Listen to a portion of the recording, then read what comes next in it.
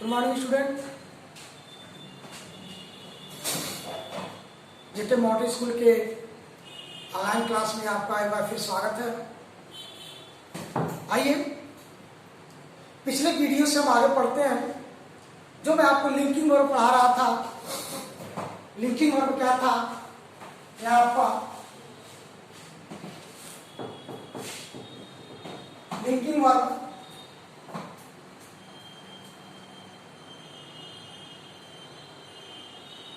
Linking verb क्या था? Is and are was, where, shall be and will।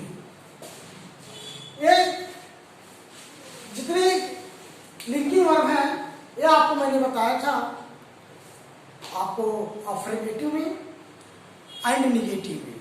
मतलब इसका एक साधारण वाक्य जिसको हम सकारात्मक वाक्य के नाम से जानते हैं, उसमें मैंने आपको बताया था। एक आपका नकारात्मक बताया था। आज आपको बताने चल रहे हैं हम इंट्रोगेटिव।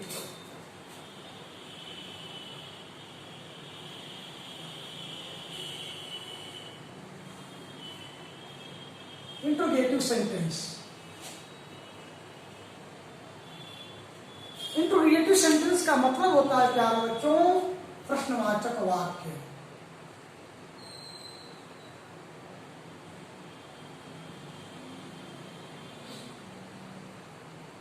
प्रश्नवाचक वाक्य इसको कहते हैं इंग्लिश में इंट्रोगेटिव सेंटेंस। तो जो मैंने आपको इस लिंकिंग वर्ब के विषय में आपको बताया था कि उसके अफर्मेटिव मैंने आपको सिखाया था, उसका स्ट्रक्चर भी आपके सामने आपके ब्लैक बोर्ड पे लिखा था, आप याद भी कर लिए होंगे। और फिर निगेटिव भी बताया था, उस निगेटिव का स्ट्रक्चर भी ब्लैक बोर्ड पे लिखा था और आप उसको भी याद कर लिए होंगे और कुछ घर पे होमवर्क कर रहे होंगे। ऐसे में अब नंबर आता है इंट्रोगेटिव सेंटेंस को, उसी वाक्य का प्रश्नवाचक कैसे बनता है, यह चीज आपको हम बताने चल रहे हैं। उसका ट्रांसलेशन आपको सिखाएंगे। आइए सीखते हैं। प्रश्नवाचक वाक्य पहले होता कितने प्रकार का है यह जानकारी करना है, उसके बाद फिर आपको मैं बताऊंगा क्या है।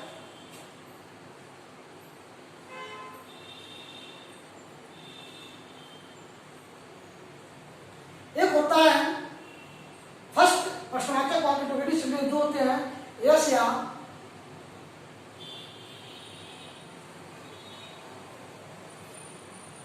टाइप क्वेश्चन, और दूसरा होता है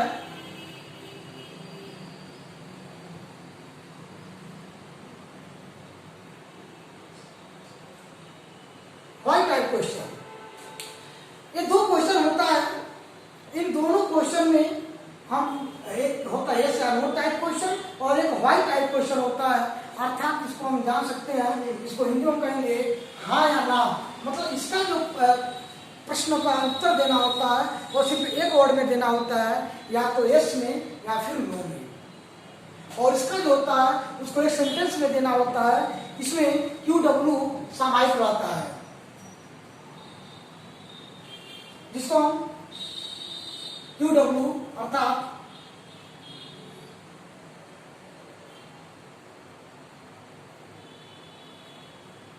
question word, QW means question word इसमें साथ रहता है इस तरह के वाक्य में। और क्वेश्चन वर्ड कौन कौन होते हैं आपको मैं यहाँ बता देता हूँ। क्वेश्चन वर्ड में जैसे हो गया आपका where, why, how, who, when, etc। यह जो होते हैं एक वाक्य में व्हाई टाइप क्वेश्चन होता है, वे क्वेश्चन वर्ड उसके साथ होंगे और इनको एक सेंटेंस में उत्तर देना होता है। यस या नो उत्तर देने से काम चलने वाला नहीं होता है। लेकिन यह जो होता है वह यस या नो के माध्यम से उत्तर देते हैं, या तो फिर यस कहेंगे या तो फिर हाँ कहेंगे और उसका उत्तर मिल जाता है। इस तरह से प्रश्नवाचक वाक्य दो प्रकार के होते हैं, यस या नो टाइप क्वेश्चन, एक होता है why type question. Why type question में ए वर्ड इसके साथ लगे रहेंगे, साथ में समाहित होंगे। लेकिन यह जो है इसमें समाहित नहीं होते हैं, बल्कि यस या नो उत्तर देना होता है। और इसमें क्या होता है, प्रारंभ जो होता है हेल्पिंग वर्ड से हो जाता है।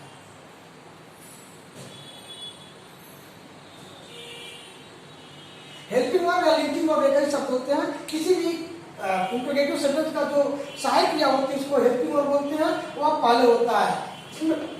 इज, एम, वाज, वेयर, जितने भी आपके मॉडल इंजीनियरिंग या फिर प्राइमरी इंजीनियरिंग जितने भी होते हैं ये सब इसमें आते हैं। अर्थात इसमें हेल्पिंग वर्ब से प्रारंभ होता है।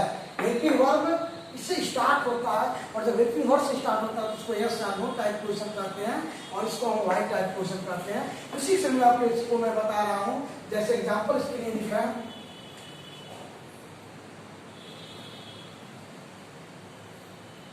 एग्जाम्पल हिंदी में क्या है,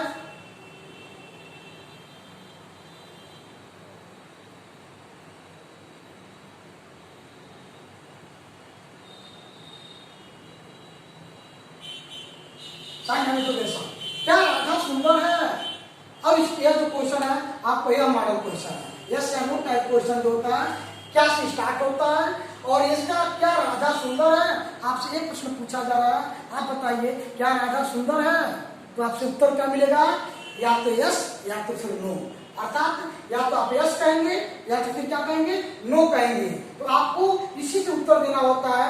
राधा, क्या राधा सुंदर है, तो कहेंगे राधा सुंदर नहीं है या राधा सुंदर है, आप यही उत्तर देंगे। इसको हम कहते हैं यस या नो टाइप क्वेश्चन। इसको हम क्या राधा सुंदर है, क्या शब्द से स्टार्ट होता है, हिंदी किसी से स्टार्ट होता है, क्या से। और क्या की अंग्रेजी जब प्रोनाउंसिएशन बनाते हैं तो यह अंग्रेजी का क्या से कोई मतलब नहीं होता है, सिर्फ हम हेल्पिंग वर्ब को पहले कर देते हैं और वाक्य हमारा यस या नो टाइप क्वेश्चन बन जाता है। जबकि यह इस टाइप के क्वेश्चन में आपको क्या होगा, एग्जाम्पल,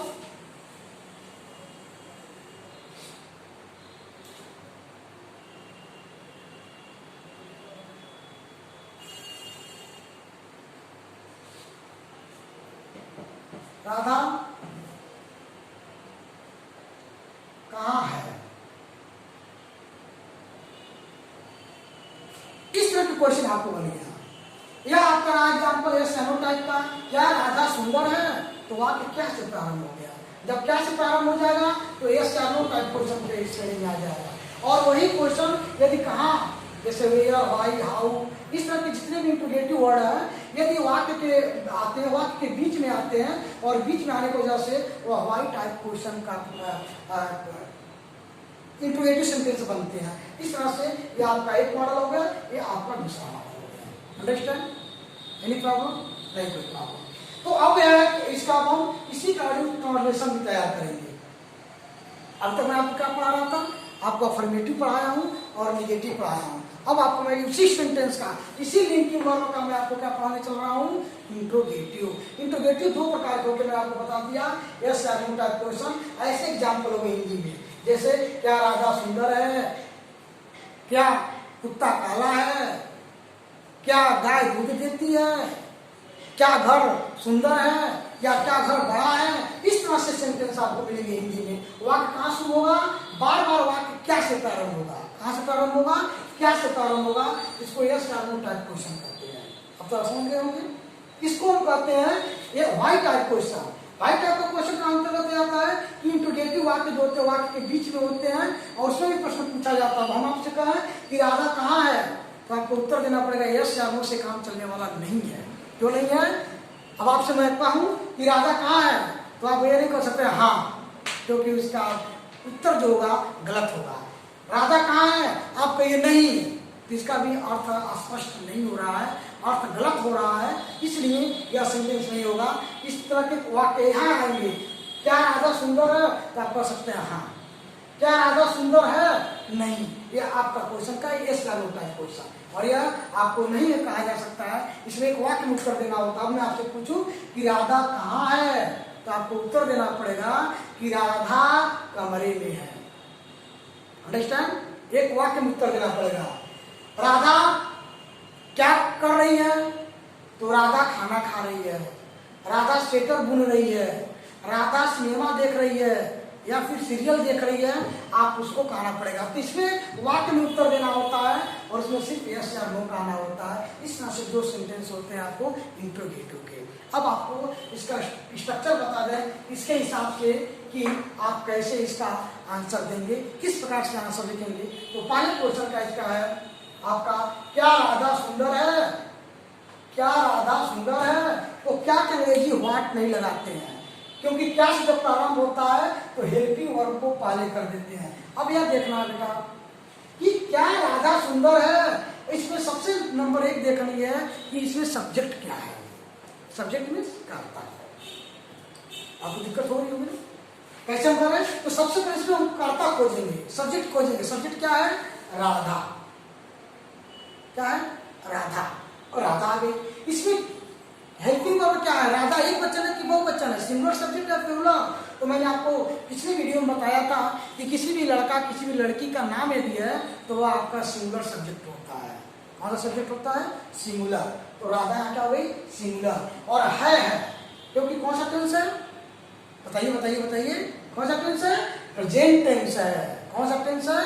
आपको मैं बताया था पिछले वीडियो में कि जिस हिंदी के वाक्य के अंत में है मिला, हो मिला, हूँ मिला या फिर है मिला तो प्रेजेंट टेंस होता है। उस टेंस के नियम के अनुसार यह हमारा प्रेजेंट टेंस है।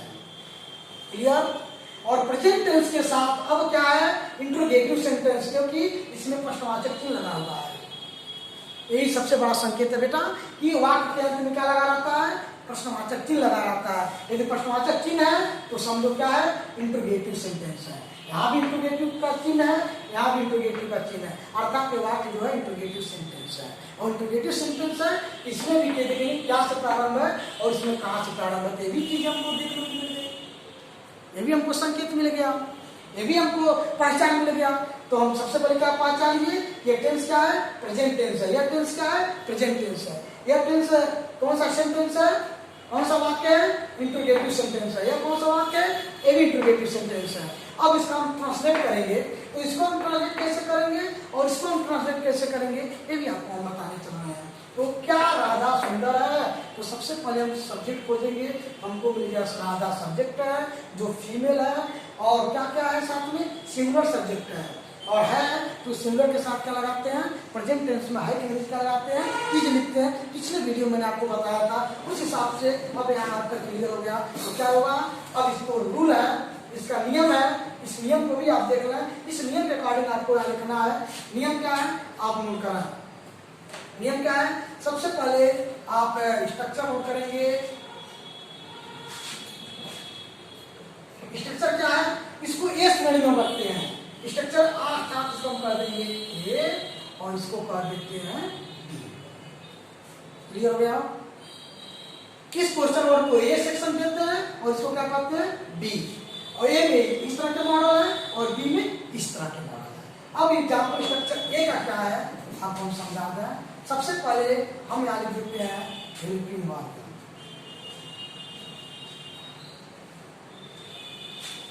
हेल्पिंग वर्ब में होता है सहायक क्रिया। सहायक क्रिया मतलब ये होता है कि आपको लिंकिंग वर्ब है जो भी हो उसी को आपको आगे कर देना होता है। ये हो गया आपका हेल्पिंग वर्ब। उसके बाद आप फिर प्लस करके आप लिखेंगे सब्जेक्ट, जो वाक्य का सब्जेक्ट होगा। आप फिर इसके बाद होगा कंप्लीमेंट।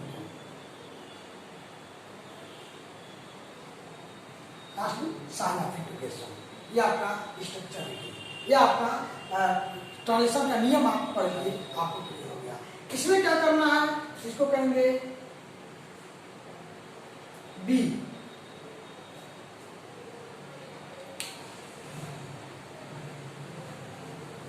बी क्या है? सबसे पहले लिखेंगे QW plus QW question word है।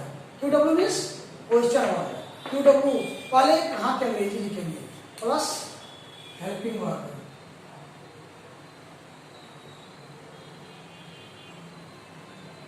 हेल्पिंग वर्ड, ठीक, plus subject plus complement.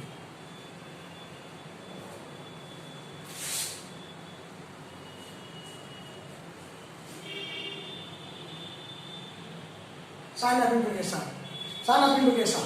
Clear? तो यह आपका हो गया पहले नियम का हो गया और यह दूसरे नियम से हो गया। समझ गए बात हमारी? अब आपको बहुत इंपॉर्टेंट रूप से इसको बहुत महत्वपूर्ण ढंग से इसको आप जान रहे होंगे। अब मैं इसका ट्रांसलेशन बनाने चल रहा हूँ इस नियम के अकॉर्डिंग। अब आंसर यहाँ है, अब यहाँ लिखेगा ट्रांसलेट क्या है, इसी का ट्रांसलेट है।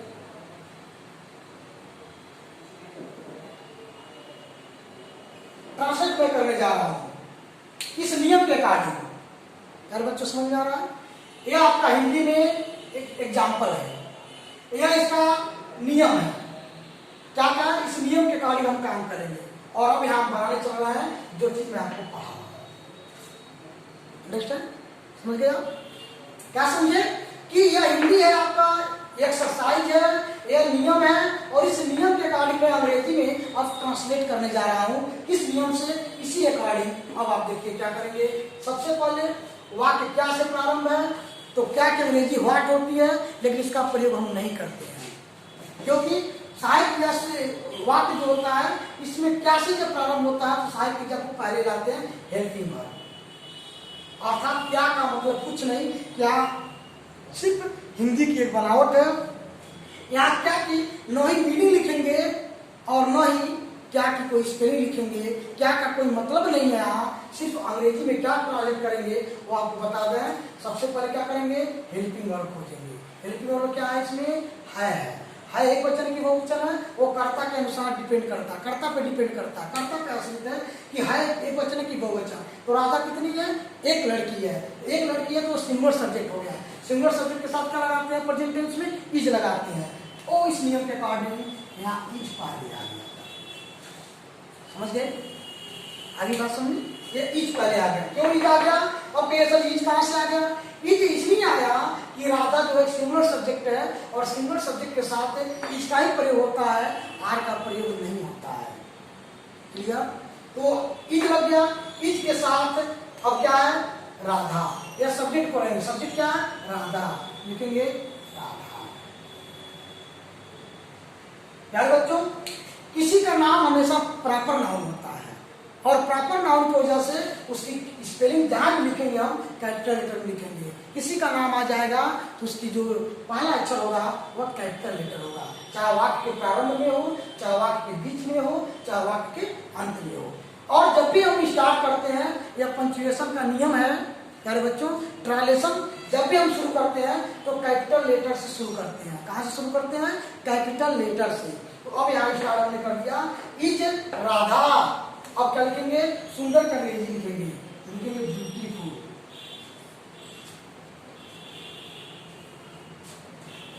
सिर्फ आप बात बदल रहे हैं, आप क्या राधा सुंदर है उसी को आप ट्रांसलेशन कर दिए हैं कि ये राधा ब्यूटीफुल। आप आंसर नहीं दे रहे हैं, सिर्फ भाषा बदल रहे हैं। क्या कर रहे हैं बेटा, भाषा बदल रहे हैं। ये आपसे पूछा गया हिंदी में क्या राधा सुंदर है, उसी बात को आप अंग्रेजी में पूछ रहे हैं इज राधा ब्यूटीफुल। इसका उत्तर नहीं दिया जा रहा है। यह कहा जाता कि हाँ राधा सुंदर है या नहीं, राधा सुंदर नहीं है, तब यह आंसर होता है। इसलिए यह क्वेश्चन मार्क होगा, यहाँ भी क्वेश्चन मार्क रहेगा, उसको हटा नहीं सकते। क्योंकि किसी भी सहायक क्रिया से वाक्य जब प्रारंभ होता है तो वाक्य अंग्रेजी में इंट्रोगेटिव सेंटेंस कहलाता है। और जब इंट्रोगेटिव सेंटेंस कहलाएगा तो उसका चिन्ह है कि लास्ट में साइन ऑफ इंट्रोगेशन होना चाहिए। बात समझ गए आप? समझ रहे होंगे, अच्छी बात है। तो ऐसे में आप ये देखिए कि इंट्रोगेटिव का मतलब होता है कि इंट्रोगेटिव का जो चिन्ह है साइन ऑफ इंट्रोगेशन हर हाल में दिखाई देना चाहिए। तो देखिए यहाँ भी दिखाई दे रहा है और यहाँ भी दिखाई दे रहा है और इस स्ट्रक्चर में भी दिखाई दे रहा है। ऐसे में हम आपको बता सकते हैं अब कि यह बात हिंदी की है कि क्या राधा सुंदर है, उसी को अंग्रेजी में क्या कहेंगे, इज राधा ब्यूटीफुल। लेकिन यह भाषा बदला, हिंदी को किसने बदल दिया, इंग्लिश में, इंग्लिश को किसने बदल दिया, हिंदी में। सिर्फ अनुवाद किया, उसका आंसर नहीं दिया। और इसी को हम कहते हैं ट्रांसलेशन। एक भाषा को दूसरे भाषा में परिवर्तन की क्रिया जो होती है वह इंग्लिश में ट्रांसलेट कहलाती है या हिंदी में उसको अनुवाद करते हैं। अंडरस्टैंड? हम चाहें तो हिंदी को संस्कृत में बदल सकते हैं, उसके भी आपने पिछले कक्षा में आपने पढ़ा होगा, उसका भी अनुवाद का नियम चलता है। संस्कृत में अनुवाद करते हैं, उर्दू में अनुवाद करते हैं, पंजाबी में अनुवाद करते हैं, कन्नड़ में उपयोग में लाते हैं, ऐसे जितने भी हमारे देश में बहुत सारी और भाषाएं हैं, मराठी, गुजराती, उन सभी में हम ट्रांसलेट कर सकते हैं। मतलब कहने का आशय क्या है कि एक भाषा को दूसरी भाषा में परिवर्तन करने की जो क्रिया होती है उसको इंग्लिश में ट्रांसलेट करते हैं और हिंदी में उसको अनुवाद करते हैं। तो यह चीज आप सेक्शन ए आप समझ गए होंगे, समझ गए होंगे।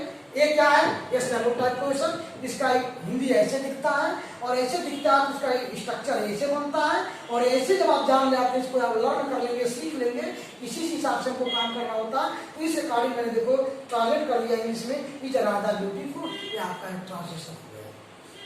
क्लियर? इसी चीज को यहाँ मैं करता हूँ। यहाँ भी आप देखिए सेम वही चीज है कि राधा कहाँ है।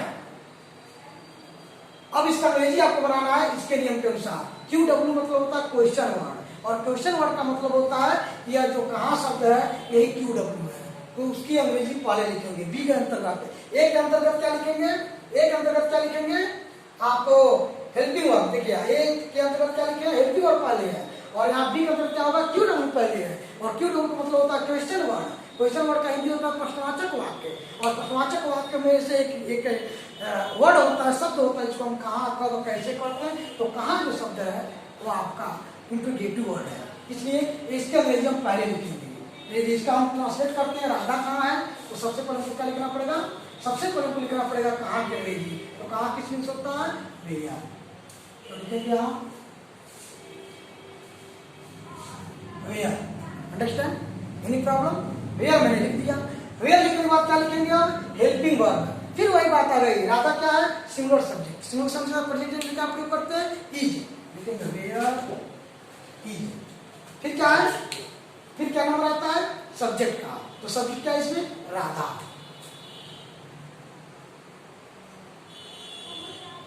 राधा कंप्लीमेंट नहीं है। राधा कहाँ है? राधा छत पर कहाँ है? राधा कमरे में कहाँ है? राधा मंदिर में कहाँ है? तो समझ में बात आती है। लेकिन इसमें ऑब्जेक्ट कंप्लीमेंट नहीं है। वाक्य कंप्लीमेंट भी हो सकता है और नहीं भी हो सकता है। तो जहां तक हम जाएंगे सब्जेक्ट पे जाएंगे, और नहीं है तो कंप्लीमेंट है तो कंप्लीमेंट तक भी आगे बढ़ जाएंगे। अर्थात वेयर इज राधा। अभी बात वही है, हम हिंदी में कहेंगे राधा कहाँ है, उसी बात को अंग्रेजी में कहेंगे वेयर इज राधा। राधा कहाँ है? लेकिन मैंने बात को भाषा बदला है, उसके अर्थ को नहीं चेंज किया है। इसलिए यह जो सेंटेंस है, यह जो सेंटेंस कहलाता है, इसको भी इंट्रोगेटिव सेंटेंस के अंतर्गत रखते हैं। तो इस तरह से इंट्रोगेटिव ए, इंट्रोगेटिव बी, ए का एग्जाम्पल इस तरह से तैयार किया जाता है और बी का एग्जाम्पल इस तरह से तैयार किया जाता है। अब आप अच्छी तरह से इसको समझ गए होंगे, अच्छी तरह से इसको आप जान गए होंगे। ऐसे ही आप इसको कॉपी पे नोट कर लेंगे, इस स्ट्रक्चर को याद कर लेंगे, जिससे कि आगे आपको काम आवे। इसको ए ग्रेड कहते हैं, स्ट्रक्चर ए और structure D. Clear? Any problem? नहीं कोई प्रॉब्लम। ऐसे सेंटेंस में आपको और बताने चल रहा हूं कि ही, जय, मार, वाज, वेयर, इसमें से कोई भी आपका प्रयोग किया जा सकता है। उस हिसाब से भी आपके सामने यहाँ दिखेगा और दिखने के बाद यह काम होगा। हम आपको बता चल रहे हैं उसके आगे क्या कैसे, आइए देखते हैं। इसको आप लर्न कर लीजिए, वेलकम हो गया होगा, ये भी लर्न कर लीजिए। इसी के अकॉर्डिंग मैं आपको अब ट्रांसलेशन बताने चल रहा हूँ एग्जाम्पल के तौर पे। उसको आप कैसे बनाएंगे आप जानते हैं। देखिए पहला क्या है, अब एग्जाम्पल में आपको एक लाइन से समझाते चलता हूं। एक एक सेंटेंस को मैं इंट्रोगेटिव में समझाते चल रहा हूं, आप उसको ध्यान से देखेंगे। एग्जाम्पल में जैसे फर्स्ट एग्जाम्पल आपका है, इस स्टार्ट कर रहे हैं, इसका हो गया। आपको आई का स्टार्ट करते हैं, जैसे क्या मैं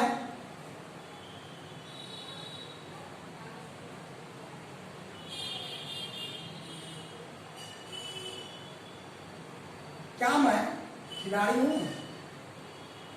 देखिए, क्या मैं खिलाड़ी हूं? यह आई एम से संबंधित क्वेश्चन आ गया। यह इसमें क्रिया गायब है, और क्रिया गायब तो लिंकिंग वर्ब है, लिंकिंग वर्ब के साथ हमको काम करना है। तो क्या मैं खिलाड़ी हूं, स्ट्रक्चर को एक बार याद करिए।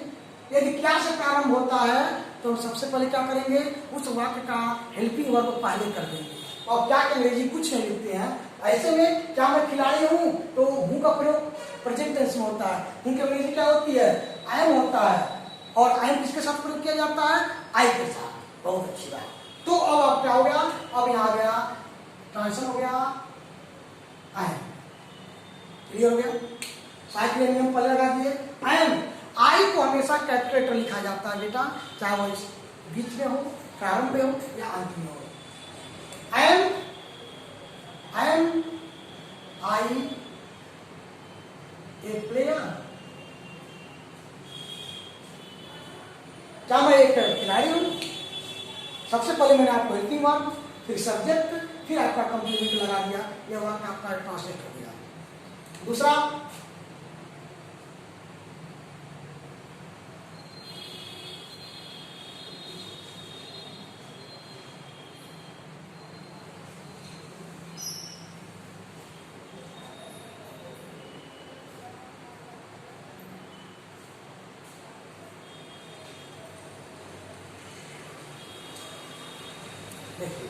क्या लड़कियां बाजार में हैं? ये भी एक सेंटेंस आ गया आपके पास। अब है सब बहुवचन, ये जो सिंगुलर सब्जेक्ट मैंने आपको बता दिया हूं एग्जांपल में ही। एम भी मैं फिर एग्जांपल बता दिया, आर का भी बता रहा हूं। इसके लिए क्या होगा, अब यहाँ क्योंकि बहुवचन कर्ता के साथ है कि अंग्रेजी आर का प्रयोग होता है। अब यहाँ लिखिए हाँ, क्या है लड़कियां, are girls, are girls in the market। इसी बात को अंग्रेजी में लिखिए। ओके, फिर अगला क्या है,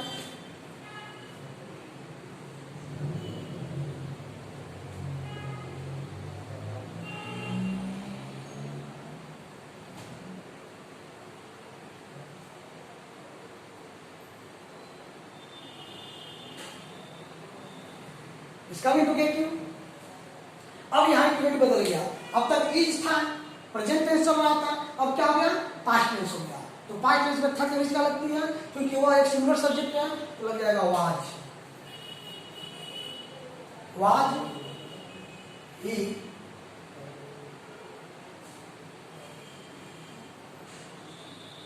इन द शॉप, ये भी आपका बन गया। चौथा आपका रेडी कर दीजिए बहुवचन के लिए,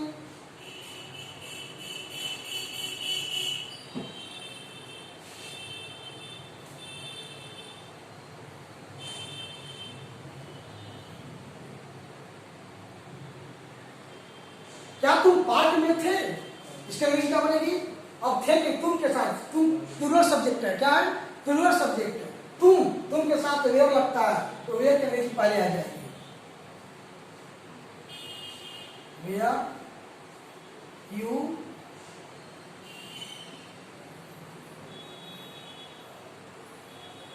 इन द पार्क। ये अंडरस्टैंड। पांचवा नंबर पे आ गए हम फिर। पांचवा क्या है, सही मैं क्या,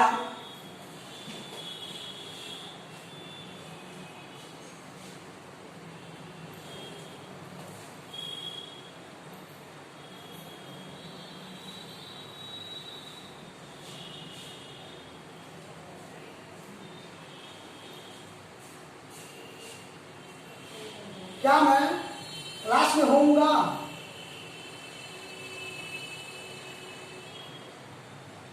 shall I be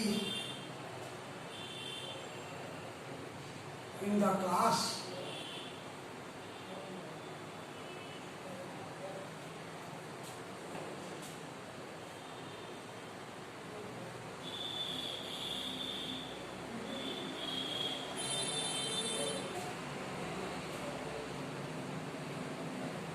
क्या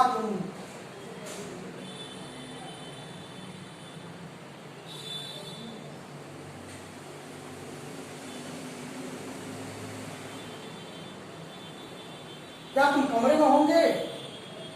इसका क्या बनेगी, will you be in the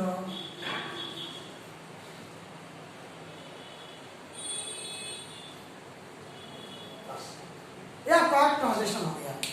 इस तरह से आपके लिंकिंग वर्ब को, जो मैं आपको इंट्रोगेटिव पढ़ा रहा था, यह इंट्रोगेटिव के बहुत सारे एग्जाम्पल है।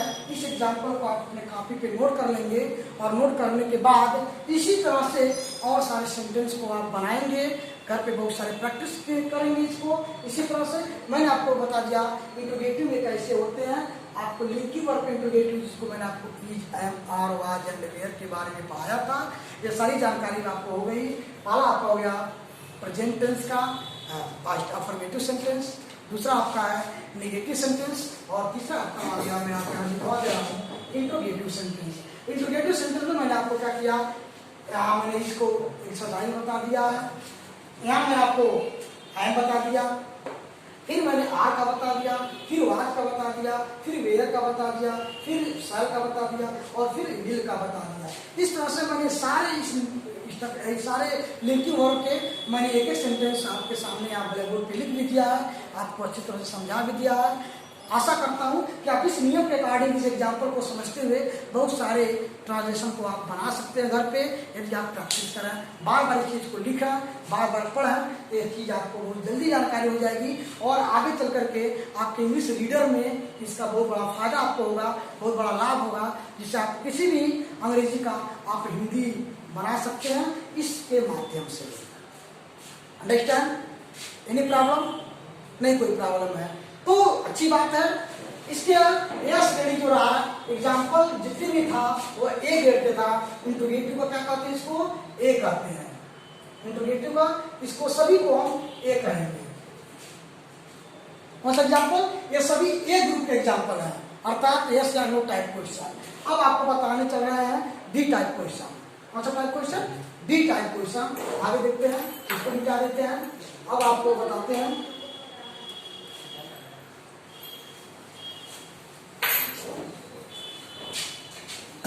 ये आपका डी टाइप क्वेश्चन हो गया। आपका एग्जाम्पल डी टाइप, जैसे एग्जाम्पल में क्या है वो चीज आपको मैंने बता दिया।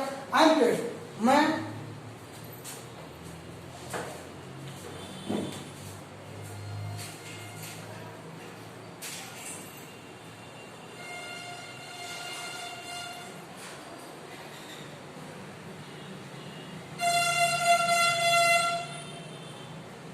ये बी टाइप क्वेश्चन, इसका आंसर उसकी स्ट्रक्चर मैं आपको सिखा दिया हूं। अब मैं कमरे में कब था, इसका ट्रांसलेशन कब के अंग्रेजी पहले आ जाएगी।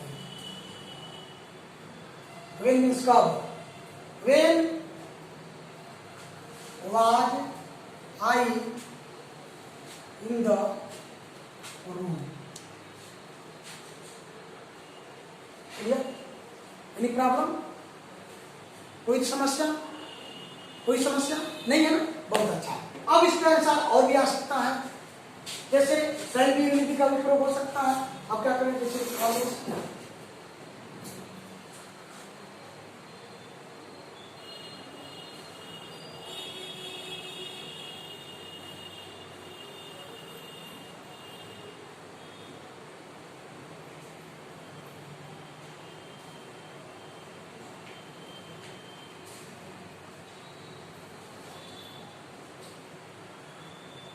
इसका ट्रांसलेशन क्या बनाए हम, सबसे पहले क्या करें, खोजेंगे क्यू डब्ल्यू। कहाँ के अंग्रेजी क्या होती है, वेयर। फिर क्या लगाना होगा हमको क्या लगाना होगा, हेल्पिंग वर्ब। हेल्पिंग वर्ब हम है तो वी और आई और बी के साथ क्या लगाते हैं, शैल। तो हमें लिखेंगे where shall we be in the new home. Where shall we be in the new home? अर्थात अब हम नए घर में कब हम कहाँ होंगे। इस तरह से बातें जो बताई जाती है, ये चीज आपका क्लियर हो गया कि आपको इंट्रोगेटिव बहुत अच्छे ढंग से समझ में आ गया। इस तरह से आप बहुत सारे होमवर्क घर पे कर लेंगे। होमवर्क आपको दे रहे हैं आज की डेट में। इसी स्ट्रक्चर पे आधारित आप होमवर्क करेंगे, ट्रांसलेट इनटू हिंदी और ट्रांसलेट इनटू इंग्लिश का होमवर्क है आपका। Translate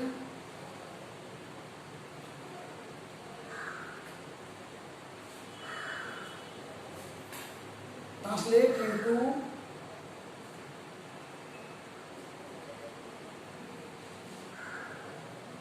English. See your text book.